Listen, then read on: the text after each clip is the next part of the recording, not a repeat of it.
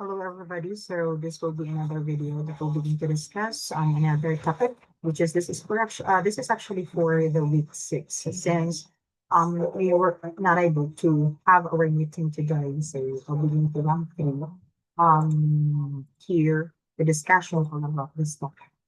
So our topic is all about the privacy and surveillance. So I know that this is a bit connected in terms of our topic last meeting, which is our topic last term is all about the social media and so on and so forth, and the etiquette and ethics.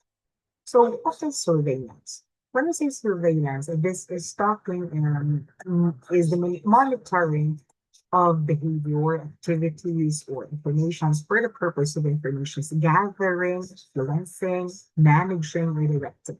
So this include um, observation from a distance by means of electronic equipment such as closed circuit television or the CCTV, or interception of electronically transmitted information such as the enemy traffic. So for this one class, for the surveillance, actually, it can be done for various purposes, such as gathering information or even influencing and managing actions. So, like for example, the CCTV cameras that is allowing or that allows observation from a distance, diba? Or it can help those authorities that this CCTV might intercept enemy traffic to monitor online activity, diba like that?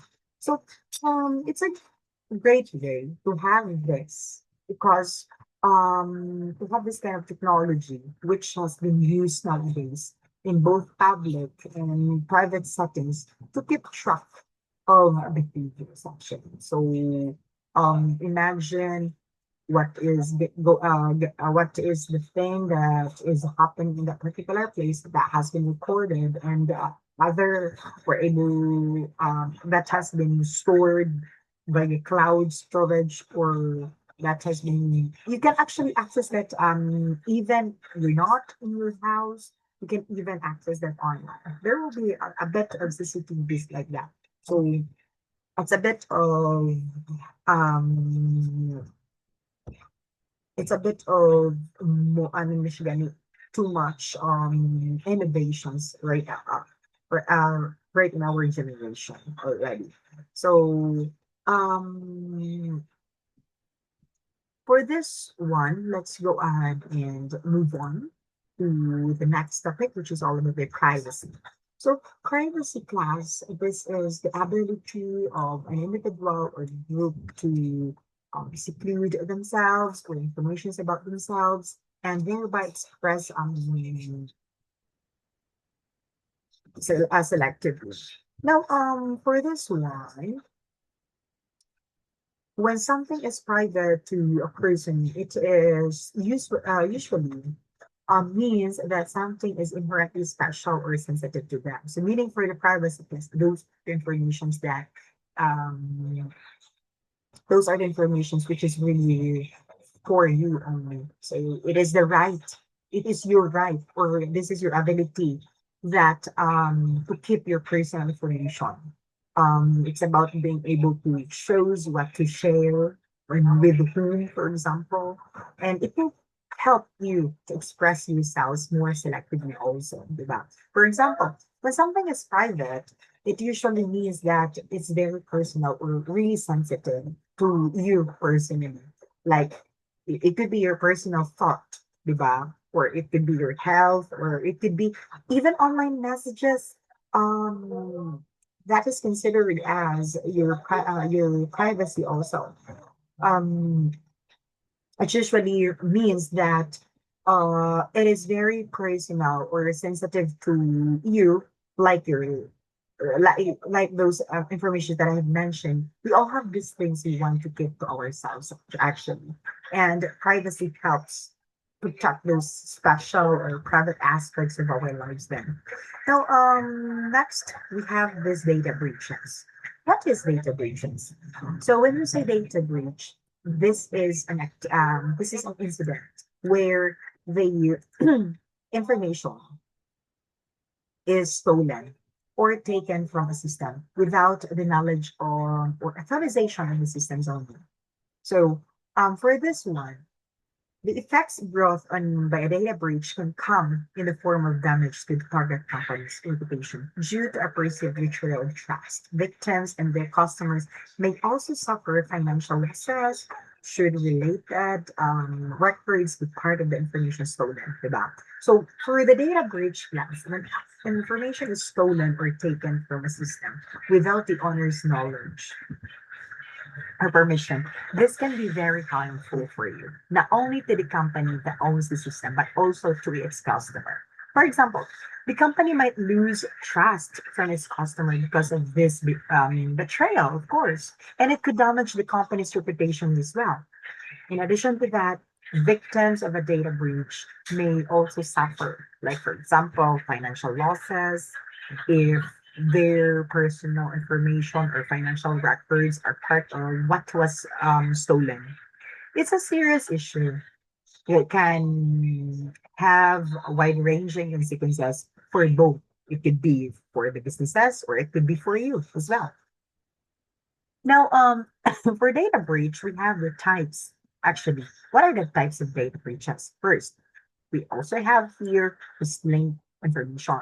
When we say stealing information, this is you don't know and make it as if you own it. So meaning to say, for example, mga plagiarism. These are the usual type or usual example of stealing information. For stealing information, it is when someone, like for example, were able to take the data or it could be details that don't belong to you or to them without any permission, and then you're trying to claim it. You're trying to claim that as your own. So, for example, this can include things like your it could be personal data, it could be ideas also, or any type of sensitive information. And essentially, it's like taking something that wasn't given to you and pretending it's yours. This is actually illegal harm and unethical, as this actually violates privacy and trust also. Now, let's actually move on here. We have the ransomware.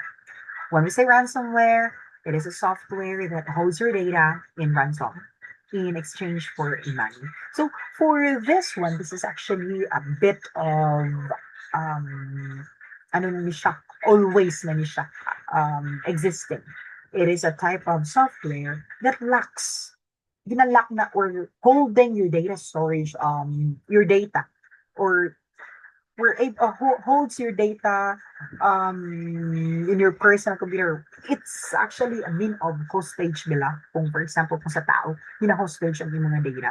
Meaning, you can't access the data until you pay a certain amount of money to the attacker or to the hacker. It's like someone locking your important files, for example, and trying to demand a ransom to release that. Like, for example, kidnap isa ka tao, tapos we're able to demand the money. So, it's something like that also. This is a form of cybercrime. Why? Because it's one of the reasons why it's so important. Um, it's one of the reason also why it is really important that we have to protect your own devices with good security practices. That's why I mentioned to you that you have to create a strong password. Just like it could be a song, a favorite thing, first letter, whatever. It depends on you. And then the third one will be the password guessing. What is like password guessing? It is cracking the password of someone's data to the purposes of malicious means. This is actually a brute force attack. If you're a computer science or information technology student, you will know what is brute force. It is trying all the possibilities, all the combination. So it is when someone tries to figure out or trying to crack your password in order for them to access your personal information or your accounts, usually for harmful reasons, din na siya. And this can involve trying common passwords or using special tools to guess the correct one. It could be like that. It's important to choose a strong password class, unique passwords to protect your data from being accessed by the attacker. Now, We also have here the keyloggers. Keyloggers, um, software that tracks every keystroke or key press that you type on the keyboard. So for this one, say for example, in your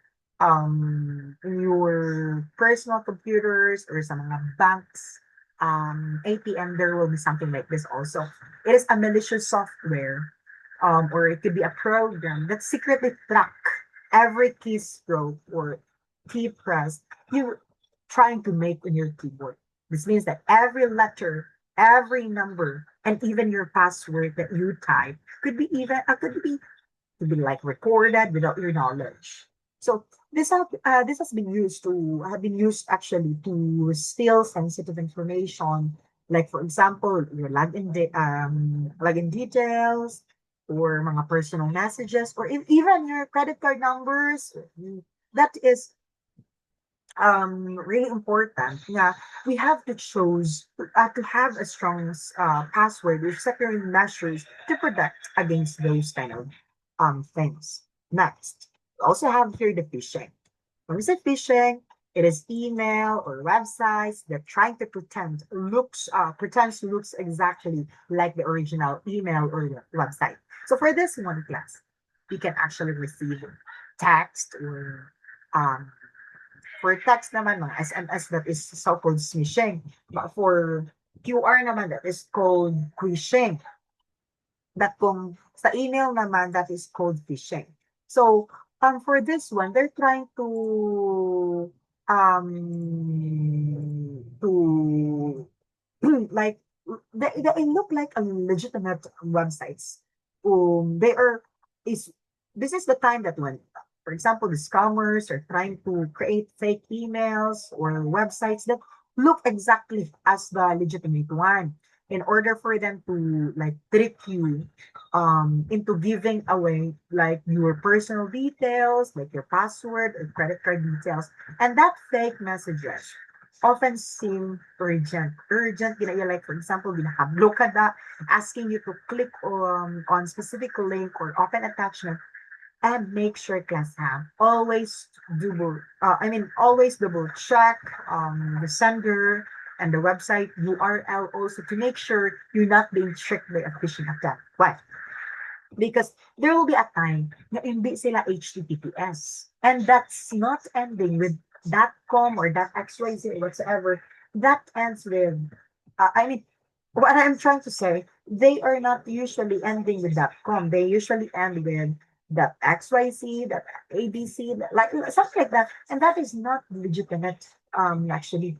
So for computer virus also, this is a program that aims to manipulate the computer while replicating itself. So in computer viruses, this happen often into your personal computer, especially mga Windows na computer that have been usually happened into that kind of computers because they don't have like mga strong defender also. So these are the malicious programs or mga batch files that are designed to cause harm into your computer by manipulating its functions. So for example, they spread or by replicating themselves and attaching to other files or programs, which makes it hard to stop. Once those kind of once those kind of replications of batch files or mga folders whatsoever, once they are starting, you cannot it is really hard for you to stop those once that once that virus has been started, for example. Just like how a virus can make you sick, a computer virus is something like that. It can slow down or damage your system eventually. It's important, class, that you will have those kind of antivirus software to protect your devices from this kind of threat. Now, let's actually go ahead and continue with DDoS. For DDoS naman, it is a cyber attack where um where one overloads a server. and causing a service to crash. What does that mean? For DDoS class, for example, you don't like this kind, in your company, you don't like the way how the system work because gapang scam ang inyong company. So you as a programmer, you're trying to attack ang system nga amo na. You're trying to attack that system in order for that system sang inyong company nga gapang scam, ma-end siya. That is a DDoS. So like, let me repeat, a DDoS attack, this is a cyber type, I mean a cyber attack wherein multiple systems are used to overload a server with traffic, which cause which is the which cause that particular system to crash, for example, or become unavailable, will not able to work anymore. It's like flooding a website with so many requests that it can no longer respond to real users. It can disrupt the services, for example, for business and individuals, and it's important to have like defenses like this in places. I mean, into your computer to prevent such attacks. Next, we also have here the application software. So, application software naman, those are the software na as what we have discussed last meeting for application software, amo ni siyang mga applications in your mobile devices, could be in your computers, ano na siya, usual like mga GCash, Messenger, those are the application software. Now let's actually go ahead deal with application security. Now, what is application security? It describes security measures at the application level that aim to prevent data or code within the app from being stolen or hijacked. It encompasses the security considerations that happen during application development and design, but it also involves system and approaches to protect application after they get deployed. So meaning to say, you're trying to practice like mga privacy security measures, for example, like that. So in this kind of I mean thing, application security, it refers to how you protect, or this is a protective measures, for example, taken at the application level, which to prevent data or code within the application from being stolen or tampered with that. So it involves, like for example, not just securing the application during the development and design stages, but also you're trying to implement in the system, like to ensure that application remains secure even after it has been deployed. So this means you're trying to use mga encryption, firewalls, and other tools to protect like sensitive data from those cyber attacks or mga any threats. Now, we have actually types of application security. We have here authentication. What is authentication? It is a procedures that ensures that a user is who they say they are. So when we say authentication in our mobile devices, in our applications, we do have this kind of thing. You cannot use, if you're not the owner of that, you cannot use if you will not begin to authenticate.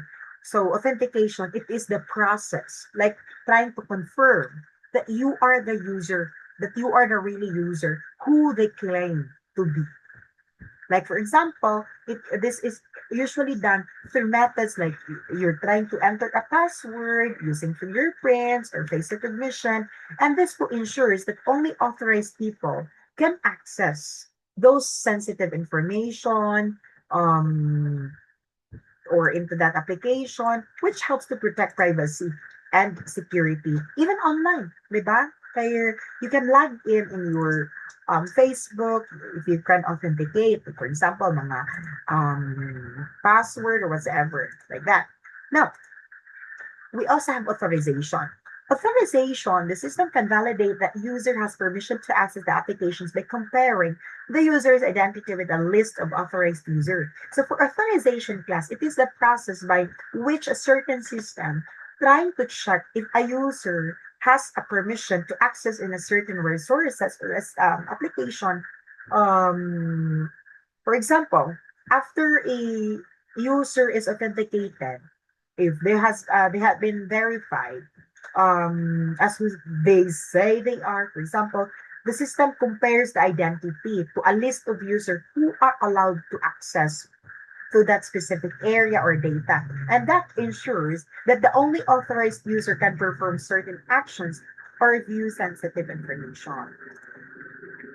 Now, we also have here encryption. For encryption, it uses certain measures to protect data from being stolen while being transferred. So for encryption naman, like for example, you've sent your particular data or into the other devices. Other devices cannot access that one if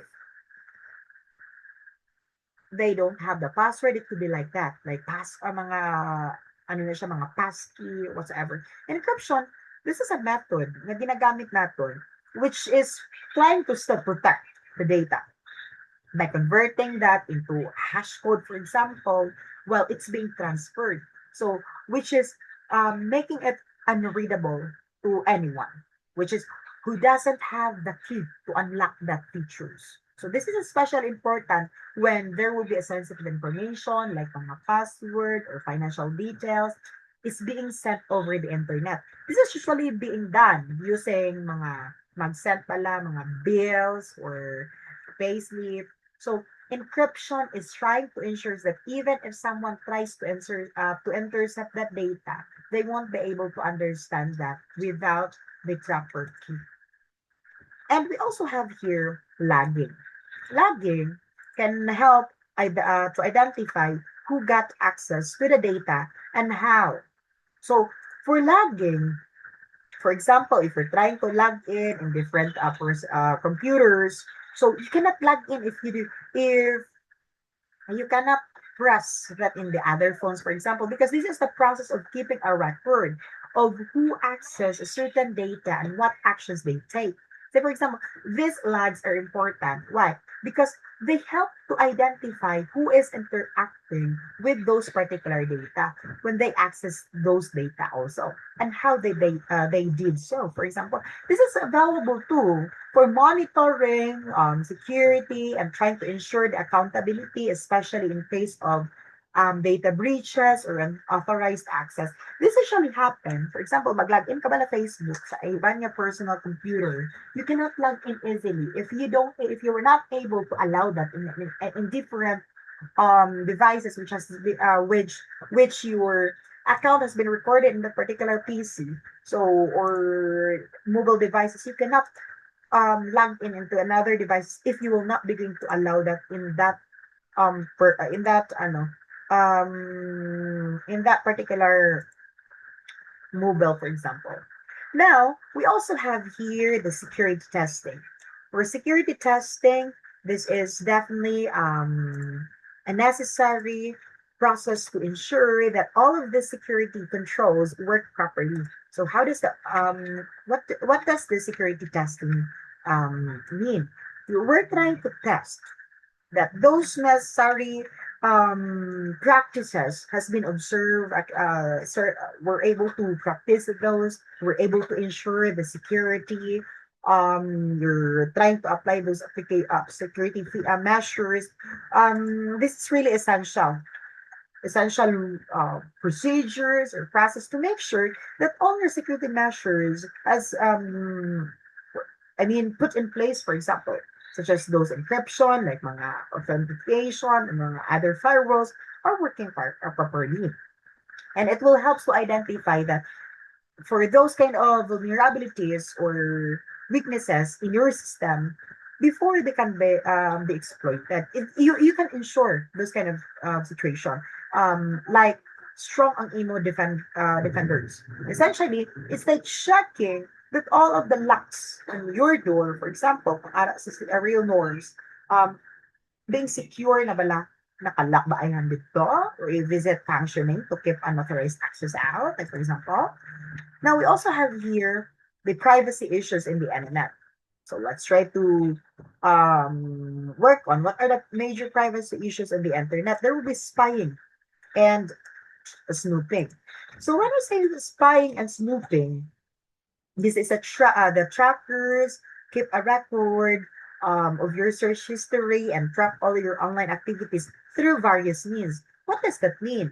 So in spying and snooping class involve tracking, or it could be recording to anyone or someone's online activities without your consent.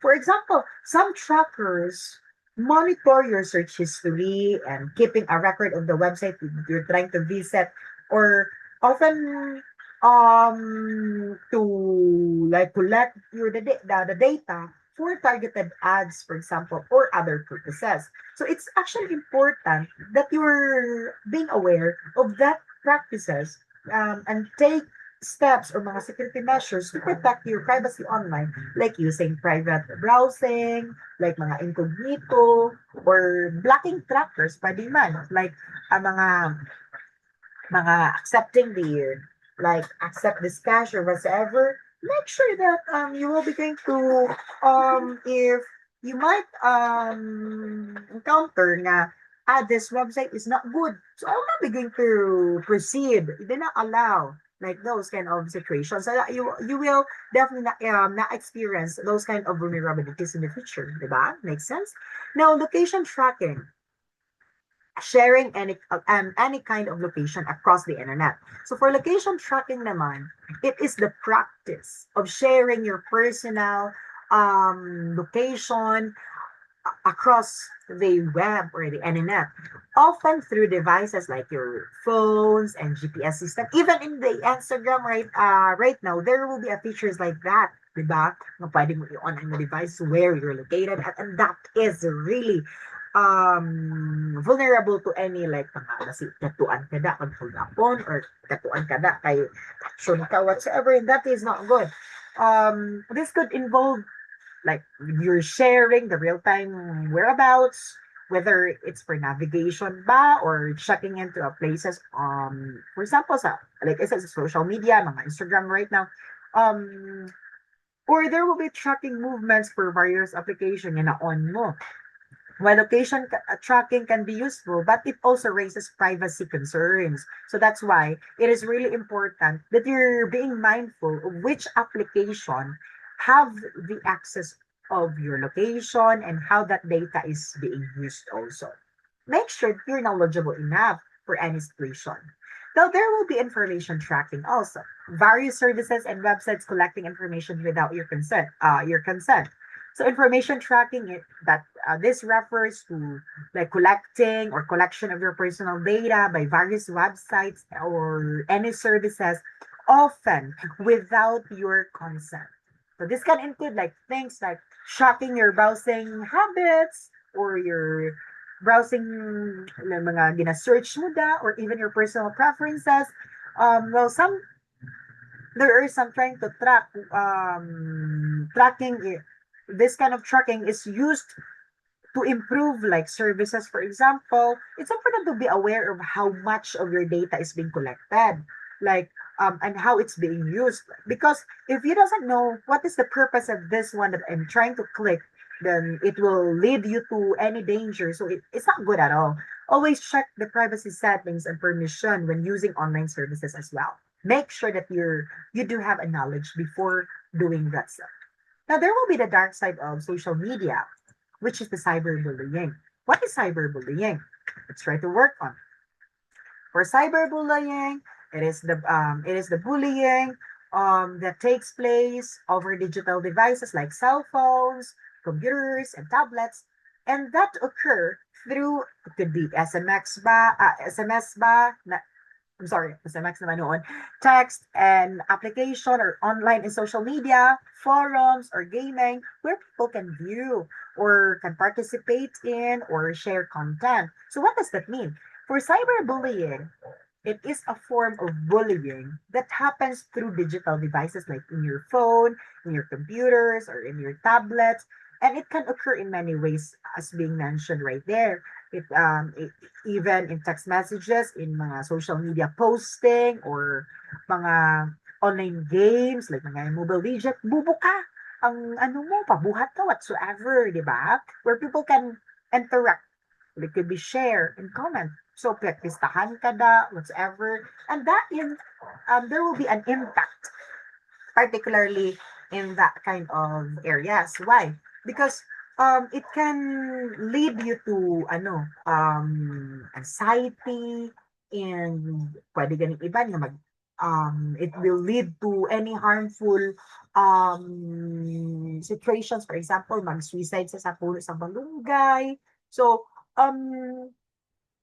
it can reach anything, again, mga amo ng cases. So it's important, class, that to be aware, supported to be aware nga of what will be your actions online na ginaobra mo. And it's also important to be aware of that issue and to stand up against online cruelty, di ba? Now, let's actually move on.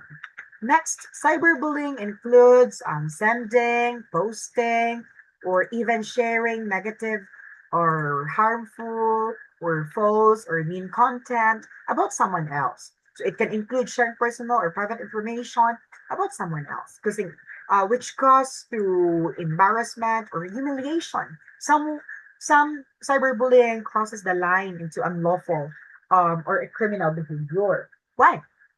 Because it could also lead to any, like, amuni ang nakalatabo, since cyberbullying involves this kind of may mga mean content bala about someone else online, miskan mga hindi man tuod, which could include mga if friend ka mo sang una, ginasiraan ka, ginashare ang iyong private or personal information that can cause embarrassment or even humiliation to you as the victim. Sorry, let me cut this off. What happened to this? Okay, sometimes this cyberbullying goes beyond just hurtful words and can lead to unlawful or criminal behavior also. That's why it is really important to recognize that this type of bullying can have serious emotional consequences and should be taken seriously also. Now, let's actually move on here. For the two types of cyberbullying, there will be direct attacks and proxy. So, what is direct attack and what is proxy? Let's actually work on that. So, when we say direct attack, message are sent directly to the victim through text message, blogs, website, and emailing the picture. And when we say direct attack, class, personal ka gina-atake. You are being humiliated personally. They're using their own account. This can come in form like mga amo na siya da, mga text message da, blog post, website ba, or even email with harmful pictures or content also. And the goal of this attacks, class, is to cause harm or distress or revelation to you, and they often occur through personal communication, making them immediate and impactful also. Now, for this proxy naman, using someone else to cyberbully a victim, and this proxy may know they are cyberbullying, and they may not. Someone else does the dirty work for the main cyberbully. So, for proxy naman, this is definitely not you personally. For example, I'm trying to create a new account, which I'm trying to humiliate you, which you cannot easily predict or guess that this is me. Like, for example, this is when someone uses another person or another account to carry out the bullying. So they can, like, hiding behind that particular Smurf account, and the proxy may know that they are bullying the victim, or they may not know as well. Essentially, the main bully gets someone else to do the harmful work for that. Then that method is often used to avoid being caught, mga amo man ginasabi, but it's still just as harmful to the victim yapon kay mag-overthink man na ang ano, simple gini siya, tapos sa taas din na siya capacity nga kasi maglupat na karon sa third floor, tapos sa dalong dali may kapal na phone. Charat. Okay. Now, we also have here the cyberbullying tactics. What are the cyberbullying tactics? So the tactics of cyberbullying, there will be gossip, which is posting or sending cruel gossip to damage a person's reputation and relationship with others. So meaning to say for gossip, mga marites.com, di ba? So for example, in the office or in school, this is actually usually happen. Why? Because just simply like Bahay kabalo ka ba si Ami amo na nabuntis, tapos kabalo ka ba ginbiyaan siya sa imiga, kay kamo na bala, you're trying to spread false information or it could be harmful or mga cruel rumors about someone just to damage their reputation or their relationship with others. And this can also happen online through social media, where it could be text messages or other platform. And it can really hurt the person being talked about, causing emotional distress and potentially ruining you're trying to ruin the friendship or trust of that particular individual. It's important, class, that you are trying to be mindful of what we are trying to share about others and make sure to think first before we post or say anything that could be hurtful also, diba? For exclusion, what is exclusion? Exclusion naman, it is excluding someone from an online or group, meaning to say, you're trying to exclude. For example, in a group chat, sa grupo-grupo, one of the members ng inyong grupo, wala ka mo gapamati kung anong inato. You're trying to exclude them as if that you were not able to hear, as if that you were not able to acknowledge their presence.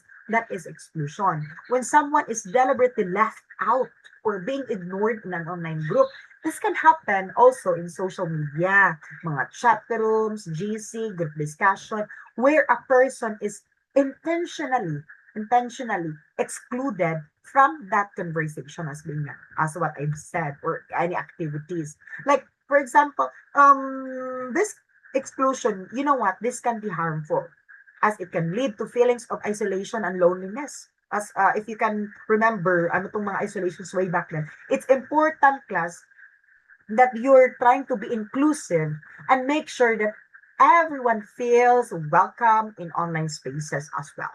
Do not try to do something bad. Now, for the next tactics, which is all about impersonation.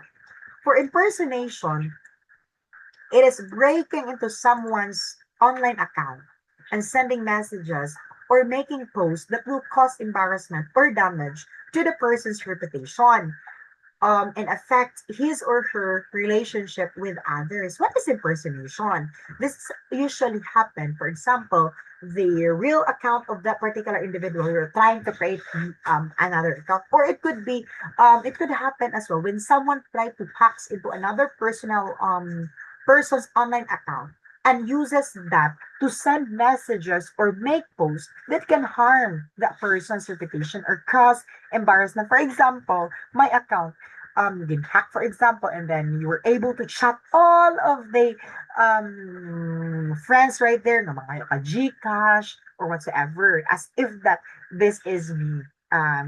You're trying to act nga ako lang to gyapon ba't na-hack na sa gali.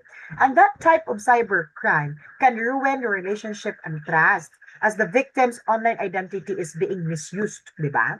And it is really important, class, nga to protect your accounts with strong password and be careful about sharing your login information to prevent such attacks. Especially sa mga migo-miga nyo, miskan ano nyo nakapalangga ang miga kag migo nyo, hindi nyo gidna pag-ihatag ang inyong password. Miskan maglupok pa ang bulkan, miskan magbaha pa sa pila ka ano, magluno pa na da, hindi nyo pag-i-share ang inyong password because that is gold. That is your personal identity and that serves as your own private information and that must be protected. Even gani mag-asawa, gani, they need to secure gani kay may privacy na sila mo. Importante, your trust is always right there, di ba? If you're not doing something, so of course, pwede man lang na makita sang asawa mo or sang ano mo nga amo ni ang ginaobra mo. As if nga hindi mo gid pangialaman tanan-tanan nga bagay matuka na karon, di ba? So harassment. We also have harassment. Repeatedly posting or sending offensive or rude and insulting messages. So for harassment class, we're trying to ginaharas ka na ba online balahaw? For example, when someone repeatedly sending mga offensive or rude or insulting messages to another person. And that can be happen online also, like mga text, it can be email or social media posting, and it's meant to hurt or upset that particular person. And this is harmful because it can make the victim feel scared, it could be isolated or powerless. And it's important to speak up, gid, kung if you were able to have this. And report such behavior to stop that from continuing. Amo gina always you need to consider those kind of things. Now, we also have cyber stalking. Cyber stalking naman, posting or sending unwanted or intimidating messages, which may include threats or anything pagid. For example, for cyber stalking naman, online ka ginastalk, hindi yan personal ha. Like what are your some is for example, someone is trying to repeatedly ano na siya gani man trying to ano na gani trying to track all of your what are your activities, anong ginaobra mo. That is actually cyber stalking. For cyber stalking naman, let me think for ano situations like this. For example, ano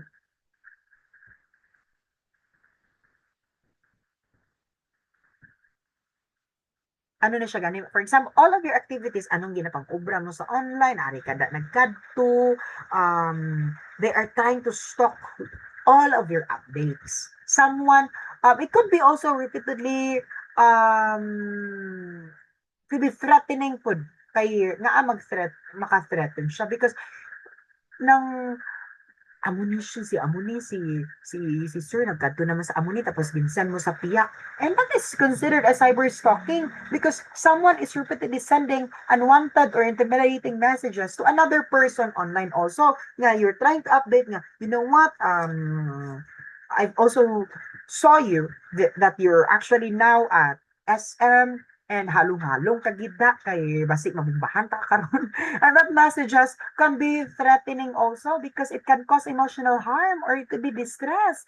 And it's important to understand that cyber stalking is also illegal and can have serious consequences for both victim and the persons doing the stalking. Why? If you are one of this being stalked, pwede ka mag-lead ba si capture ko ni, mapatay ko ni, or for ginastalk ka naman, pwede ka na mapriso.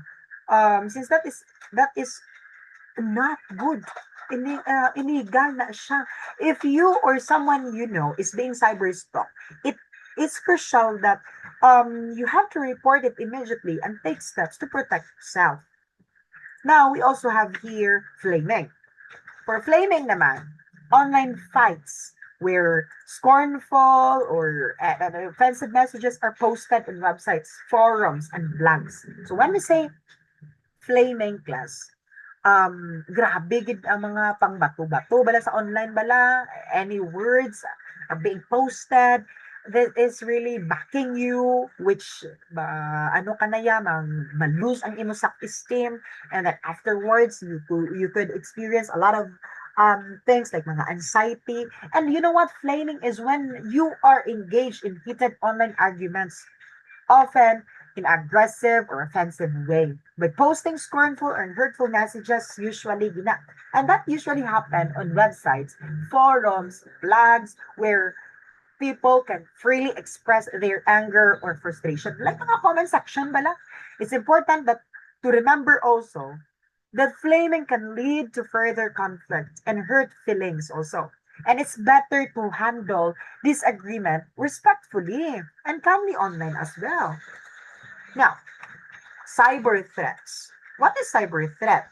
Cyber threat remarks on the internet threatening or implying violent behavior, displaying suicidal tendencies. For online threatening naman, for cyber threats naman, amo na yung gina-threaten ka, nang gag ka, something amo na balahal, like, ng almangasimu, manda ka lang karon na cyber threats refer to online remarks or messages that imply or directly threaten like violence or harmful behavior, including suicidal tendencies. And these kinds of threats can create a very dangerous and harmful environment for a specific individual, which could affect your emotional well-being. And it is also important to take this threat seriously, report that immediately, and support those who may be struggling, and always be mindful of the impact of the impact of that particular words can have others online. Kay dako-dako gina-impact yabi mo. Now we also have here trickery. For trickery, you're trying to trick someone into revealing secret or embarrassing information which is then shared online. So, gina-trick nyo. For example, miga, ano, gid ba abi ko miga, ta, i-share na bala sa akon, miskan, hindi ka ni pwede, mamilit ka, gid, tapos plastikan kagali to sa iya, tapos, pagambal man, di ko baluka, nag-share si amuni, amuna, anang panihog gas, secret na lang ni, tapos gali, ginapangambal mo sa iban, di ba? So, trickery involves you're trying to deceive someone into revealing personal or embarrassing information which is then shared online, and this is often done by gaining the person's trust and making them to believe that they're trying to interact with someone safe, only to use that information against them later. And that's important, class, that you have to be cautious as well when sharing your personal information or details online, especially with people you don't fully trust, di ba? Kung hindi mo na siya gani saligan, wala ka salig siya, hindi magsigiha. Now, we also have here the Republic Act of 10627 or the Anti-Bullying Act of 2013. So, Republic Act 10627, signed by then late President Benigno Aquino III, mandates that all elementary and secondary schools to adopt policies to prevent and address the acts of bullying in their institution. So, meaning to say, may gin approve na nga law during that particular time. It is also called the Anti-Bullying Act of 2013, and that law requires all elementary, secondary school to establish the policies aimed at preventing and addressing bullying in schools. And that emphasizes the importance of protecting those students from any harm, ensuring that any educational institutions have clear guidelines to handle like those cases, mga bullying incidents, and to create a safer environment for everybody. Now, bullying as defined refers to any severe or repeated uses by one or more students, written, verbal, or electronic expression, or a physical act gesture, meaning or any combinations thereof, directed another student has the effect of actual causing or placing the latter in reasonable fear of physical or emotional harm or damage to its property, which create a hostile environment at school, infringing on the rights of another, or materially or substantially disrupting the education process, according to the Section 2 Republic Act of 10267, and this as collectively called the cyberbullying when committed online. So, as being mentioned right there, as being described in the law, that it is involved in any severe or repeated actions, whether mapa-written pa na, mapa-verbal pa na, mapa-electronic pa na, or mapa-physical pa na, as long as that is being directed to another student or any particular individual. And these actions, class, create a reasonable fear of physical or it could be emotional harm or damage to property also, or any hostile environment at school. So it can also infringe on another student's right, or it could disrupt their education also, kay pwede na mauntat ang ilang nga pag-eskwela kay tungod sang damage na. In the context of online activities, those kind of actions are also known as the cyberbullying. We all know that there will be technologies already in it. Tapos may mga bulliesmen online, and that is cyberbullying. And the law trying to emphasize that bullying is not just harmful to the victim, but also disrupt the overall learning environment. Now, let's actually proceed here. That's only the details for our discussion. And before we will begin to end, let me also discuss to you what are the activities. The activities that we do have that I have posted in your online platform is the infographic. Excuse me. What is infographic? Just to discuss you. Infographics that is consists of information plus the graphics, which use visual elements and text to highlight key informations and ideas as a form of data visualization.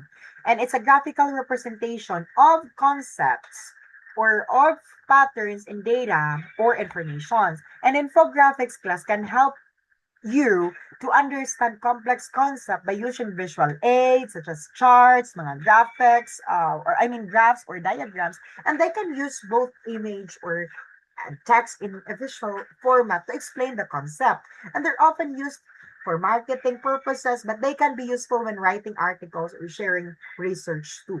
Now, for infographics, combination na siya sa mga visual element or mga text just to highlight the important informations and ideas also because it will be boring kung tanan-tanan puro na lang nga text tapos wala kayo mga animation or something.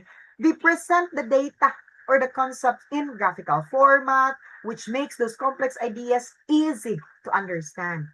And infographics class also include those mga charts ba, mga graph ba, or any diagrams.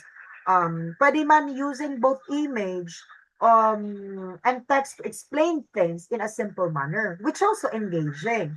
And these are commonly used in marketing, but you can also use them to explain research, presenting statistics, or trying to make articles more visually appealing.